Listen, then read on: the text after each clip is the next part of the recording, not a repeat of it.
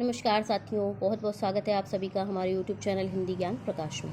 तो जैसा कि हम रिसर्च पढ़ रहे हैं और रिसर्च में हम यूनिट फर्स्ट जो हमारी है टीचिंग एप्टीट्यूड, उसके हमने 3 पार्ट देख लिए हैं और आज हमारा जो ये 4th पार्ट है, तो ये 4th पार्ट हमारा आज लास्ट पार्ट है टीचिंग एप्टीट्यूड का। आज से हमारा यूनिट फर्स्ट कंप्लीट हो जाएगा और एंड सेकंड यूनिट भी मैं बहुत जल्दी लेकर के आऊँगी क्योंकि जून में आप लोगों के एग्ज़ाम्स लगे हैं। तो मैं कोशिश करूँगी पूरी कि 10 यूनिट आपके एग्ज़ाम्स से पहले मैं कंप्लीट करा दूँ। तो आप जुड़े रहें हमारे साथ। और आज हम जो है ये 4 पार्ट लेकर के आए हैं जिसमें हम शिक्षक सहायक सामग्री, मूल्यांकन प्रणाली की परिभाषा और मूल्यांकन की प्रक्रिया, मूल्यांकन की युक्तियाँ और शिक्षक का स्तर क्या होता है वो सब देखेंगे। तो सबसे पहले हम शिक्षक सहायक सामग्री को देखते हैं। ये क्या होती है, मतलब शिक्षण में जो सहायता करने वाली सामग्रियाँ होती हैं उनके विषय में हम बात करेंगे कि क्या होती है शिक्षक सहायक सामग्री। तो सबसे पहले हम देखते हैं दृश्य सामग्री, जिसको हम विजुअल एड्स भी कहते हैं इंग्लिश में। तो दृश्य सामग्री क्या होती है, तो जिसके माध्यम से हम देख करके कुछ समझते हैं। आप लोग ध्यान से समझिएगा, जिसके माध्यम से हम कुछ देख करके समझें। मतलब जैसे फॉर एग्जांपल आप बुक ले लीजिए, आप कोई बुक पढ़ रहे हैं तो उसको देख रहे हैं, ठीक है। उसमें ना सुन रहे हैं और ना आप बोल रहे हैं, कुछ नहीं कर रहे हैं, बस देख रहे हैं और देख करके चीज़ों को समझ रहे हैं। तो जैसे बुक्स है, कोई पिक्चर है, कोई तस्वीर है, जैसे आप ले लीजिए तो आप देख के बता रहे हैं ये किसी भगवान की प्रतिमा है ना। तो देख के आप समझ रही है गणेश भगवान की प्रतिमा, तो देख के समझना, तो वो चीज़ होती है, वो हमारी होती है जो दृश्य सामग्री, ठीक है। तो इतना आप लोग आई होप बहुत अच्छे से समझ गए होंगे दृश्य सामग्री आपकी क्या होती है जो शिक्षण में सहायता करती है। और दूसरी हमारी जो सामग्री है वो श्रव्य सामग्री, जिसको ऑडियो मटेरियल कहा जाता है। तो श्रव्य सामग्री क्या होती है, जिसके माध्यम से हम सुन करके चीज़ों को समझते हैं, ठीक है। तो सुनने में सबसे उसके लिए बेस्ट एग्जांपल होगा हमारा जैसे पहले रेडियो लोग सुना करते थे। रेडियो के माध्यम से क्या करते थे लोग, क्रिकेट की कमेंट्री भी सुना करते थे, ठीक है। तो ये हमारा जिसके माध्यम से हम सुन करके चीज़ों को समझते हैं, सीखते हैं, तो उसको हम ऑडियो मटेरियल यानी श्रव्य सामग्री उसको कहा जाता है। तो इतना क्लियर है। अब नेक्स्ट है हमारा थर्ड है हमारा दृश्य और श्रव्य सामग्री। तो ऐसी सामग्री जिसके माध्यम से हम देखते भी हैं और सुनते भी हैं, तो उसके लिए जिसको हम इंग्लिश में ऑडियो वीडियो मटेरियल कहा जाता है। तो इसके लिए तो बहुत अच्छा एग्जाम्पल है फ्रेंड्स आपके लिए ये यूट्यूब, ठीक है। तो यूट्यूब जैसे उसके जिसके माध्यम से हम देखते भी हैं और सुनते भी हैं। तो यूट्यूब पे मान लीजिए अब जैसे ये मैं वीडियो अपलोड कर रही हूँ, तो इसमें आप क्या कर सकते हैं कि मैं चीज़ों को समझा रही हूँ तो आप देख भी सकते हैं और मेरी आवाज़ को आप सुन भी सकते हैं।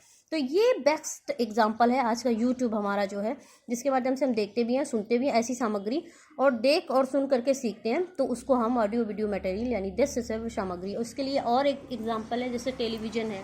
टेलीविज़न पे आप कोई धारावाहिक देखते हैं, मूवी देखते हैं, है ना, तो उससे भी देख करके सीखते हैं। तो ये हमारा दृश्य श्रव्य सामग्री में टेलीविज़न आता है और हमारी जो ये यूट्यूब है जो माध्यम बना हुआ है, तो इसको ये वगैरह वगैरह ये सारी चीज़ें जो हैं आपकी, जिसके माध्यम से हम देखना और सुनना दोनों कार्य करते हैं, तो उसको ऑडियो वीडियो मटेरियल कहा जाता है। तो इतना आपका क्लियर हो गया होगा। अब देखिए ये आपकी 4th है क्रियात्मक सामग्री। अब देखिए दृश्य सामग्री में क्या हो रहा था, हम देख करके सीख रहे थे, ठीक है। श्रव्य सामग्री में हम सुन करके सीखते हैं। दृश्य श्रव्य सामग्री में हम सुनते भी हैं और देखते भी हैं, ऐसे सीखते हैं। लेकिन इन तीनों जो सामग्रियां हैं हमारी शिक्षण की सहायक सामग्री हैं जो ये, इनमें हमारी शरीर काम नहीं करता है, ठीक है। और क्रियात्मक सामग्री यानी एक्टिविटी बेस्ड मटेरियल जो हमारी क्रियात्मक सामग्री है, उसमें हमारी बॉडी भी काम करती है। तो ये क्या होता है, फॉर एग्जांपल मैं इसको देना चाहूँ, जैसे किसी भौगोलिक यात्रा पे आप जा रहे हैं, जैसे मान लीजिए कोई जैसे प्राइवेट स्कूल्स में क्या होता है कि टूर वगैरह जाते हैं, किसी भौगोलिक यात्रा पे गए आप लोग, किसी जगह के बारे में, किसी स्थान के बारे में आप लोगों ने सुना, तो आप जब वहाँ पे गए तो क्या करेंगे, आप देख के सीखेंगे। जैसे कि किसी भौगोलिक यात्रा के बारे में आप लोगों ने सुन लिया, तो वहाँ पे गए, वहाँ देख करके कि हाँ कोई स्थान है रहा है, तो ऐसी जगह पे आप जाएंगे, वहाँ देखेंगे, वहाँ ऐसा स्थान, मतलब क्रियात्मक सामग्री वो होती है जहाँ आपका पूरा शरीर और आपकी 5 इंद्रियाँ काम करती हैं। इंद्रियाँ मतलब आपकी आँखें, नाक, कान और आपका जो ये त्वचा, जिह्वा, ये 5 इंद्रियाँ जो होती हैं, आपको 5 इंद्रियाँ जिसमें कार्य करती हैं, आपका शरीर भी कार्य करता है। तो ऐसी सामग्री जो होती है वो क्रियात्मक सामग्री। मान लीजिए आप जैसे कोई आपका एक चूज कर लिया स्थान जो है भौगोलिक यात्रा पे आप जा रहे हैं तो चलेंगे भी, आपके पैर भी उसमें काम कर रहे हैं, शरीर भी काम कर रहा है, ठीक है। और आप देखेंगे तो आपकी आंखें भी काम कर रही हैं, इंद्रियां काम कर रही हैं, है ना, सुन भी रहे हैं, समझ भी रहे हैं चीज़ों को। तो ऐसी सामग्री जहाँ आप जा करके स्वयं, जहाँ आपके शरीर और पांचों इंद्रियां काम करती हैं, तो किसी भौगोलिक यात्रा पे आप जा रहे हैं तो इस तरह से एक्टिविटीज़ बेस्ड मटेरियल, मतलब एक्टिविटी जहाँ आपके शरीर के द्वारा एक्टिविटीज़ होती हैं, तो ऐसी जो सामग्री होती है हमारी, वो एक्टिविटी बेस्ड मटेरियल कहलाती है हमारी सामग्री, ठीक है। तो इतना क्लियर है आप लोगों को, आई होप बहुत अच्छे से क्लियर हो गया होगा। आप देखिए फिफ्थ है हमारी प्रयोगात्मक सामग्री, जिसको प्रैक्टिकल मटेरियल कहा जाता है। तो प्रयोगात्मक सामग्री क्या होती है? तो प्रयोगात्मक सामग्री ऐसी सामग्री जिसके द्वारा हम कुछ प्रयोग करके हम सीखते हैं। प्रयोग करके मतलब जैसे लैब में जाएंगे, प्रैक्टिकल करेंगे, बायो लैब में जाएंगे, परख नली में डालेंगे, इस तरह से जो प्रैक्टिकल के माध्यम से जो सामग्री, ऐसी सामग्री जिसके माध्यम से हम स्वयं प्रयोग करके कुछ सीखते हैं, तो ऐसी सामग्री को हमारी प्रयोगात्मक सामग्री कहा जाता है, जिसको हम प्रैक्टिकल मटेरियल भी कहा जाता है। अब ये है हमारी मूल्यांकन प्रणाली की परिभाषा।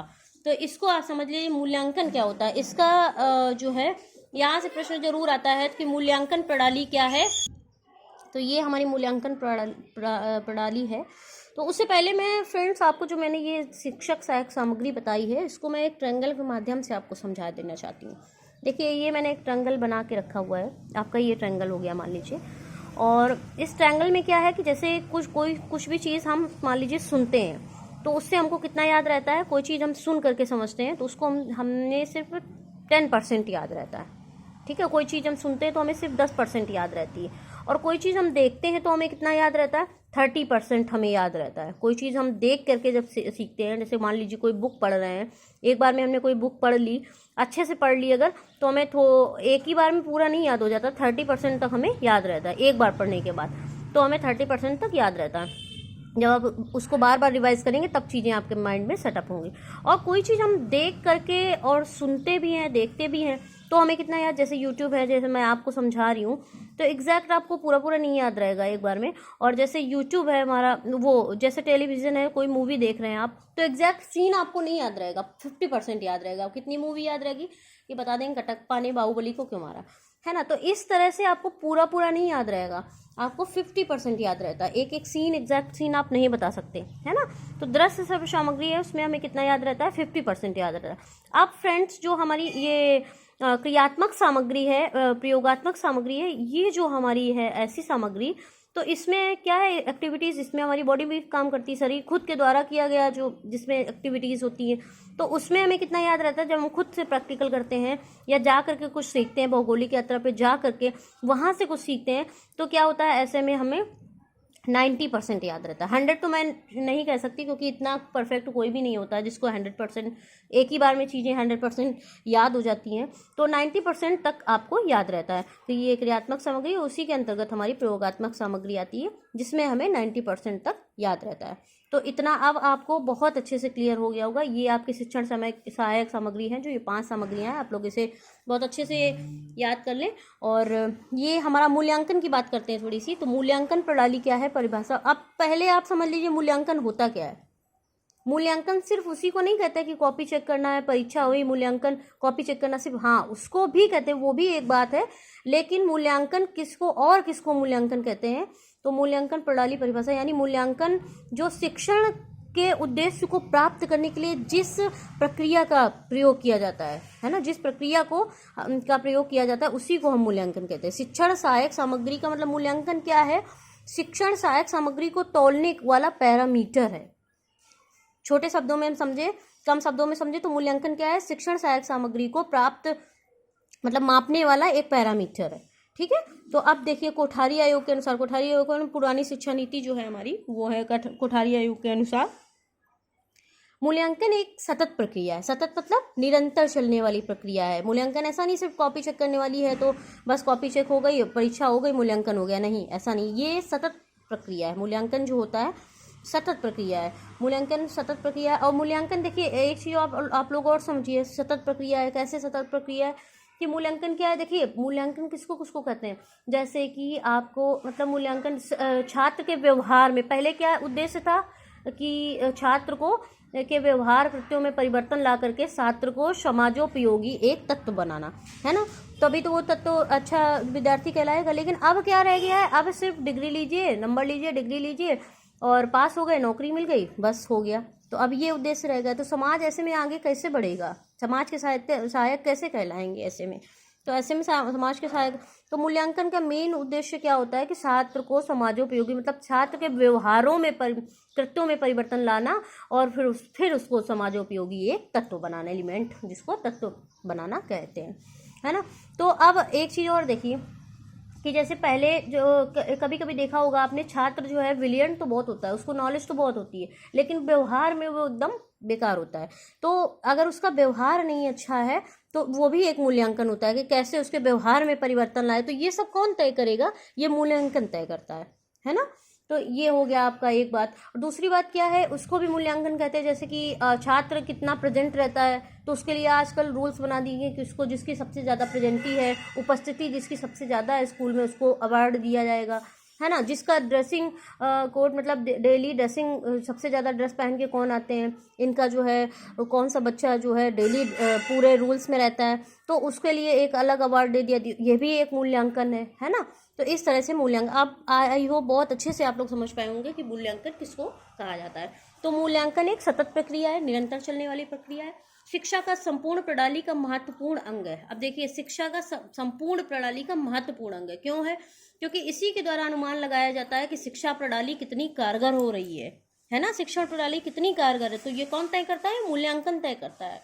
और शिक्षा के उद्देश्यों से पूर्ण रूपेण संबंधित है, मतलब शिक्षण के उद्देश्यों से क्या है? पूर्ण रूप से, मतलब पूरी तरह से संबंधित है। ये क्या? मूल्यांकन शिक्षा के उद्देश्यों से, वही बात आ गई ना मैंने, जो वो शिक्षा के उद्देश्यों को मापने का एक पैरामीटर है ये, ठीक है। तो ये है, शिक्षा के उद्देश्यों से पूर्ण रूपेण ये संबंधित है। और छात्रों के पढ़ने की आदतों, देखिए एक बात हो गई, छात्रों के पढ़ने की आदतों एवं शिक्षकों के पढ़ाने की कला, दूसरी बात हो गई। इसको व्यापक प्रभाव पड़ता है, मतलब किसका? मूल्यांकन का। छात्र के पढ़ने की आदतों, ये भी मूल्यांकन है, और शिक्षक के पढ़ाने की कला, ये दोनों जो है, इस पर व्यापक प्रभाव पड़ता है, किसका? मूल्यांकन का, है ना। अभी मैं आपको इसको बहुत अच्छे से समझाती हूँ, आगे देखिए आप लोग। अतः इससे केवल शैक्षिक उपलब्धि को जांचने में ही नहीं, बल्कि उसके सुधार में भी पर्याप्त सहायता मिलती है। समझे आप लोग? तो क्या है ये कि ऐसे समझिए आप लोग, जैसे कि कोई मतलब शिक्षक है, शिक्षक छात्र को ज्ञान प्राप्त करा रहे हैं, मतलब शिक्षा प्राप्त करा रहे हैं। तो उसमें क्या है कि जैसे शिक्षक ने, किसी छात्र ने पढ़ करके फिर क्या हुआ कि जब उसका एग्जाम्स हुआ, है ना, तो एग्जाम्स के बाद फिर कॉपी चेक हुई, फिर उसका रिजल्ट जो है पॉजिटिव नहीं आया, मान लीजिए नेगेटिव आया, बहुत अच्छा रिजल्ट नहीं आया तो उसका, तो फिर उसको मतलब ये सिर्फ कॉपी चेक करना नहीं है, उस पर फिर ये देखना है कि ये बच्चा जो है क्यों इसके इतने कम नंबर आए हैं। तो शिक्षण प्रणाली बदली जाएगी। तो ये सब कौन तय करेगा? मूल्यांकन तय करेगा कि भाई शिक्षण प्रणाली अच्छी नहीं है और ये काम नहीं कर रही है, इसके शिक्षण प्रणाली को बदला जाए, है ना। छात्र की आदतें कैसी हैं, या छात्र का पढ़ने में होना, छात्र में कोई कमी है ना। तो ये सब कौन तय करता है? मूल्यांकन तय करता है। तो छात्र के पढ़ने की आदतों एवं शिक्षक के पढ़ाने की कला, कि यहाँ पे क्या कमी रहेगी, छात्र के क्यों इतने कम नंबर आए, क्या छात्र की आदतों पे उसका व्यवहार नहीं अच्छा, या उसका पढ़ाई में मन नहीं लग रहा, या शिक्षक के पढ़ाने की जो कला है वो उसको समझ में नहीं आ रही। तो ये दोनों चीज़ों का जो है ये कौन तय करता है? मूल्यांकन तय करता है ना। तो इसको हम, तो ये चीज़ आपको बहुत अच्छे से समझ में आ गई होगी। सिर्फ कॉपी चेक करना ही नहीं मूल्यांकन है, जो चीज़ें मैंने आपको बताई हैं उसको हम जो मूल्यांकन कहते हैं। अब देखिए, वांछनीय दिशाओं में छात्रों के विकास के संबंध में प्रमाण एकत्रित करना मूल्यांकन के साधन है। अब देखिए, छात्र के विकास के संबंध में प्रमाण एकत्रित करना मूल्यांकन के साधन है। मतलब छात्र का विकास कैसा हो रहा है, उसका व्यवहार कैसा है, उसके व्यवहार में कोई परिवर्तन लाना, ये सब सारी चीज़ें जो है मूल्यांकन की प्रक्रिया में आती हैं, ये मूल्यांकन कहलाता है, ठीक है। तो ये आप लोग मूल्यांकन को बहुत अच्छे से समझ पाए होंगे। आगे जो है मूल्यांकन की प्रक्रिया देख लीजिए, उसमें 3 पॉइंट हैं, ये भी जो आपके इसके माध्यम से भी आप मूल्यांकन को समझ सकते हैं। तो शिक्षण के उद्देश्य हेतु उपयुक्त परिस्थितियों को उत्पन्न करना, मतलब शिक्षण का जो उद्देश्य है उसके हेतु उपयुक्त परिस्थितियों को उत्पन्न करना। मतलब पहले तो आप शिक्षण के योग्य परिस्थितियां बनानी है ना। तो परिस्थितियां कैसे बनानी है? शिक्षण के उद्देश्य हेतु उपयुक्त परिस्थितियों को उत्पन्न करना। तो परिस्थितियां कैसे कि मतलब छात्र को कैसे समझ में आ रहा है, क्या नहीं समझ में आ रहा है, तो उसमें जो है जो हमारे मतलब टीचर हैं, तो उनको ये देखना होता है कि मैंने जो पढ़ाया है, उद्देश्य, शिक्षण का मेन उद्देश्य क्या है कि पहले मतलब उसके उपयुक्त परिस्थितियों को बनाए। शिक्षण का उद्देश्य होता है जो छात्र के पढ़ाने योग्य छात्र को सही ढंग से शिक्षा प्राप्त कराने हो तो उसके व्यवहार में परिवर्तन लाने हो तो पहले परिस्थितियों को उत्पन्न करना। एक ये हो गया मूल्यांकन प्रणाली, ठीक है। दूसरा हमारा निर्धारित उद्देश्यों की प्राप्ति एवं उपयुक्त परिस्थितियों को उत्पन्न करना। निर्धारित उद्देश्यों, जो उद्देश्य पहले से निर्धारित है, ठीक है, उनकी प्राप्ति के लिए उपयुक्त परिस्थितियां उत्पन्न करना। मतलब जैसे किसी को मान लीजिए एक निर्धारित उद्देश्य, मान लीजिए किसी को डॉक्टर बनाना है, ठीक है, अब उसको पढ़ाया जा रहा है तो उसमें देखा जा रहा है कि उसमें बहुत अच्छा मतलब वो नहीं, उसकी पढ़ाई बहुत अच्छी नहीं हो पा रही है ना। तो उसमें तो क्यों नहीं हो पा रही है, तो उसके जो है आप देखेंगे, रिसर्च करेंगे तो उसमें क्या है, शिक्षण प्रणाली को भाई बदला जाए। ये चीज़ इसको नहीं समझ में आ रही है, बहुत अच्छा ये नहीं सीख पा रहा है, तो क्या करेंगे, ऐसे में शिक्षण प्रणाली को बदलेंगे। तो ये सब कौन तय करता है, मूल्यांकन तय करता है ना। तो ये निर्धारित उद्देश्य, मान लीजिए किसी को टीचर बनाना है, उसको पढ़ाया जा रहा है, एग्जाम्स हो रहे हैं, है ना, या फिर जैसे आप देखिए मतलब निर्धारित उद्देश्य, तो ये सब चीज़ें होती है। तो पहले से जो निर्धारित उद्देश्य होते हैं तो उनमें जो है शिक्षण की योग्य परिस्थितियां बनानी पड़ती हैं कि कैसे इसको, क्या प्रणाली ऐसी यूज करी जाए शिक्षण की जिससे ये जो है एक अच्छा डॉक्टर बन सके और समाज का सहायक हो सके। तो इस तरह से आपका बहुत अच्छे से समझ गए होंगे आप लोग ये भी पॉइंट। लास्ट पॉइंट है हमारा मूल्यांकन के साधन, उपकरण एवं तकनीकी। अब देखिए मूल्यांकन के लिए साधन, उपकरण और तकनीकी भी होती है। जो क्या है, हमारी शिक्षण प्रणाली है, उसके लिए हमें उपकरणों की आवश्यकता होती है, तकनीकी। मतलब जैसे कि आप समझ लीजिए, मान लीजिए कोई एग्जाम्स है आपका, आप नॉर्मल जैसे सेल्फ स्टडी कर रहे हैं, ठीक है, घर से आप पढ़ाई कर रहे हैं, या फिर आप तो आपका नॉर्मल इतना अच्छा नहीं हो पा रहा है, या आप क्या करेंगे, दिल्ली की कोई बेस्ट कोचिंग क्लास है उसमें जाके आप कोचिंग ले रहे हैं, ठीक है, तो वो भी मूल्यांकन मतलब तय करता है कि वो कोचिंग क्लास बेस्ट है, वहाँ पे जाके जो है बच्चा जो है कोई भी स्टूडेंट वहाँ पे कोचिंग करेगा वहाँ से, तो उसका रिजल्ट पॉजिटिव ही आएगा, है ना। तो ये भी सब मूल्यांकन तय करता है, ठीक है। तो ये उपकरण हो गए, मूल्यांकन के साधन और उपकरण, ठीक है। या कोई बच्चा इतना टैलेंटेड होता है जो सेल्फ स्टडी से भी मतलब अच्छा हो जाता, लेकिन ये है मूल्यांकन के लिए साधनों और उसकी तो मतलब कोई चीज़ आप खुद से पढ़ के समझ रहे हैं या किसी के द्वारा समझाया जा रहा है, तो वही चीज़ मैंने जैसे आपको बताई, दृश्य सामग्री जिससे देख के सीखते हैं तो उसमें आपको 10% याद रहता है। श्रव्य सामग्री जिसमें आपको दृश्य सामग्री में 30%, श्रव्य में 10, और देखते सुनते दोनों हैं, आप यूट्यूब के माध्यम से सीखेंगे तो 50%, है ना। क्रियात्मक सामग्री, कहीं पे आप जा करके मान लीजिए कोई चीज़ सीखते हैं, उसमें कोई टीचर आपको ऑनलाइन ऑफलाइन वाला वो चीज़ हो गई, ठीक है, तो वो भी है। कोई बेस्ट कोचिंग क्लास है, वहाँ पे अच्छी शिक्षा प्रणाली है, तो वहाँ शिक्षा प्रणाली वहाँ की अच्छी है, तो आपका जो है अच्छा सिलेक्शन हो जाएगा, आपका शीघ्र सिलेक्शन हो जाएगा, आपको समझ में आएंगी चीज़ें।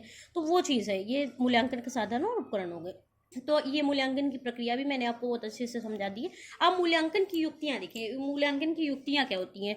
तो उन युक्तियों में निरीक्षण प्रधान और परीक्षण प्रधान, ये दो युक्तियां होती हैं मूल्यांकन की। तो निरीक्षण प्रधान क्या होता है, अब एक बात आप लोग देखिए, परीक्षण प्रदान के अंतर्गत जो बात मैंने अभी आपको बताई है कि वो वाला मूल्यांकन करना, कॉपी चेक करना, मतलब जैसे कि एग्जाम्स हुआ बच्चे का, एग्जाम्स के बाद छात्र का फिर कॉपी चेक करी गई, तो उसमें मूल्यांकन मतलब जो नंबर दिए जाते हैं उसको मूल्यांकन करते। तो ये एक बात हो गई परीक्षण प्रदान के अंतर्गत ये बात आती है, ठीक है, कि छात्र का मतलब एग्जाम्स हुआ और फिर उसके कॉपी चेक करी गई और फिर उसके बाद जो भी नंबर आते हैं, तो ये हमारा एक परीक्षण प्रधान के अंतर्गत ये बात आती है। और निरीक्षण प्रधान क्या होता है, तो निरीक्षण प्रधान जो है उसके द्वारा जैसे छात्रों के व्यवहारों में परिवर्तन लाना, है ना। जैसे मैंने आपको अभी ऊपर बताया है कि छात्र के व्यवहारों, कृत्यों एवं विचारों में बदलाव लाना, तो ये सब चीज़ें जो हैं ये सब कौन तय करता है, निरीक्षण प्रदान मतलब निरीक्षण। जैसे कि कोई भी मतलब पेरेंट्स हैं तो आते हैं बच्चे का एडमिशन कराने, तो वो पहले से बता देते हैं कि मेरे बच्चे में ये कमी है या इसको कैसे सुधारा जाए, इम्प्रूवमेंट मतलब कैसे क्या करा जाए। तो ये छात्र को उसकी अपने बच्चे की कोई भी कमजोरी है, वीकनेस है, तो वो पहले से मतलब कमजोरी है, कोई भी पढ़ाई में मन नहीं लगता या जो भी है, तो वो जो है पहले से ही अवगत करा देते हैं अपने अध्यापक को, तो उससे जो है उस पता चल जाता है। तो ये निरीक्षण तय करता है, ठीक है, क्या तय करता है कि उसका मतलब ड्रेसिंग कोड कैसा है या बच्चा व्यवहार में कैसा है, तो ये सब निरीक्षण होता है। तो ये निरीक्षण प्रदान के अंतर्गत ये चीज़ आती है। तो मैंने आपको ऊपर ही पढ़ा दिया, उसी से आपका काम हो जाएगा, लेकिन आप लोग इसे डिटेल में भी समझ लीजिएगा थोड़ा थोड़ा। तो मोटा मोटा आपको नाम याद रखना है, निरीक्षण प्रदान, परीक्षण प्रदान, ये सब मूल्यांकन की युक्तियाँ होती हैं। अब एक चीज़ छूट गई थी पिछले वीडियो में, तो उसमें आपका शिक्षक का स्तर छूट गया था, लेवल ऑफ टीचिंग। तो ये आप लोग थोड़ा सा समझ लीजिए कि अब शिक्षा के स्तर क्या क्या होते हैं। तो एक तो होता है हमारा सिमरन, स्मरण, और दूसरा होता है हमारा समझ या अवबोध, और तीसरा होता है विमर्शी या विचारात्मक। इसको मैं आपको बहुत अच्छे से समझाना चाहूँगी स्मरण क्या होता है। तो सबसे पहले आप लोग स्मरण देखेंगे। स्मरण में क्या होता है, सबसे पहले बच्चे के दिमाग में डाटा डालना, मतलब जैसे कि काउंटिंग वर्ड्स हैं 1 2 3 4, तो पहले आप पढ़ाएंगे, बताएंगे, कोई शिक्षक है पहले छात्र के दिमाग में वो डाटा डालेगा कि ए फॉर एप्पल होता है, बी फॉर बॉल होता है, तो पहले आप उसे बताएंगे ना, तभी तो वो समझेंगे कि ए फॉर एप्पल होता है, बी फॉर बॉल, है ना। या फिर जैसे फॉर एग्जाम्पल, बहुत बेस्ट एग्जाम्पल आप दे लीजिए कि पृथ्वी में गुरुत्वाकर्षण बल है, तो ये सिद्धांत पहले उसको बताया गया, उसके दिमाग में डाटा डाला गया, तब वो उसको जो है समझेगा कि दूसरा होता है समझ या अवबोध, तब उसको वो समझने का प्रयास करेगा कि पृथ्वी पर गुरुत्वाकर्षण बल है तो है क्यों पृथ्वी पर गुरुत्वाकर्षण बल है, तो इसको हम समझ या अवबोध कहते हैं, है ना। किसी चीज़ का बच्चे के दिमाग में डाटा डालिए तो वो स्मरण हो गया हमारा। और दूसरा, जब वो डाटा डाला, मतलब जैसे पृथ्वी में गुरुत्वाकर्षण बल है तो क्यों है गुरुत्वाकर्षण बल, है ना, तब वो जब उसके दिमाग में बात आई कि पृथ्वी में गुरुत्वाकर्षण बल है, तभी तो वो समझने का प्रयास करेगा कि गुरुत्वाकर्षण बल पृथ्वी में क्यों है। फिर उसके बाद क्या होगा कि विमर्शी या विचारात्मक, फिर उस पर वो विचार करेगा कि गुरुत्वाकर्षण बल है, तो एक्सपेरिमेंट करेगा, मतलब बॉल ऊपर हम अगर फेंकेंगे तो क्या वो सीधी जाएगी, सीधी ही वापस आएगी, या कहीं इधर उधर गिरेगी, जाके ऊपर से बॉल फेंकेंगे, कोई भी बॉल या कोई भी वस्तु हम ऊपर फेंकेंगे ऊपर की ओर, तो क्या वो सीधी आएगी या इधर उधर जाएगी, तो वो उस पर विचार करेगा, विमर्श करेगा, है ना। तो जिसको हम विमर्शी या विचारात्मक स्तर कहते हैं। तो ये आप लोग बहुत अच्छे से समझ गए होंगे शिक्षक का स्तर। ये कल छूट गया था, पिछले वीडियो में हमारा छूट गया था, तो आप लोग इसे भी थोड़ा सा याद रखें। और अब जो हमारा लगभग ऑलमोस्ट जो हमारा फर्स्ट यूनिट है टीचिंग एप्टीट्यूड, वो पूरा कंप्लीट हो गया। अब इसमें जो बची हुई चीज़ें ऑनलाइन ऑफलाइन का है, थोड़ा सा आप लोग नेट की वेबसाइट पे जाकर देख लीजिएगा, क्योंकि समय का अभाव है और जून में आपके एग्जाम्स हैं, तो मैं चाह रही हूँ कि जल्दी से जल्दी आपका जो है ये रिसर्च जो है आपका कवर हो जाए, और मैं जल्दी से जल्दी आपका क्लास जो है अपलोड करने का प्रयास करूँगी। तो आप लोग जुड़े रहें हमारे साथ, और आप लोग जो है ज़्यादा से ज़्यादा इसको शेयर करें, क्योंकि एग्ज़ाम्स जून में है, तो इसमें जो है आपका कोई पैसा तो लग नहीं रहा है लाइक करने में, तो आप लोग चैनल को सब्सक्राइब करें, ज़्यादा से ज़्यादा शेयर करें, वीडियो को लाइक करें। बहुत बहुत धन्यवाद आप सभी का, बहुत बहुत धन्यवाद।